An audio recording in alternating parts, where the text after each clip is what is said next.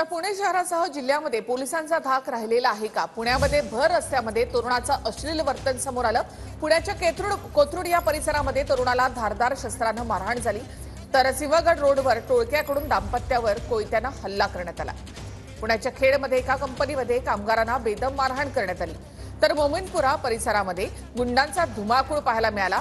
जिशान शेख यांना या ठिकाणी गुंडांनी मारहाण केली।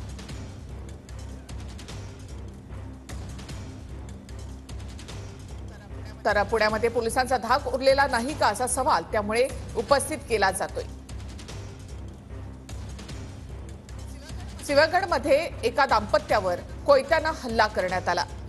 कोथरूडमध्ये एका तरुणाला टोळक्यानं बेदम मारहाण केली।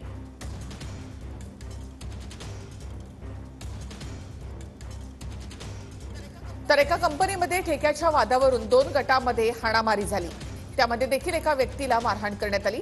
कामगारांना या ठिकाणी मारहाण करण्यात आली आहे।